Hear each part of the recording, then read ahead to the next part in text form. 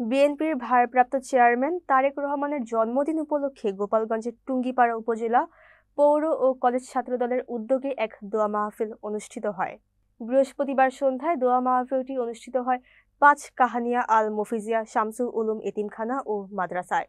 অনুষ্ঠানে তারেক রহমানের দীর্ঘায়ু, সুস্থতা ও দেশের কল্যাণ কামনা করে বিশেষ মোনাজাত করা হয়। উক্ত দোয়া মাহফিলে উপস্থিত ছিলেন উপজেলা ছাত্রদলের আহ্বায়ক ইসমাইল হোসেন, সিনিয়র যুগ্ম আহ্বায়ক নাহিদুল ইসলাম সাগর, যুগ্ম আহ্বায়ক আবু নাসিম, সদস্য সচিব আব্দুর রহিম, পৌর ছাত্রদলের আহ্বায়ক মোহাম্মদ রায়হান হাবিব ইয়ান, সদস্য সচিব মোহাম্মদ রাতুল হাসান বিশ্বাস এবং কলেজ ছাত্রদলের সভাপতি হাবিবুর রহমান সহ বিভিন্ন ইউনিটের নেতৃবৃন্দ।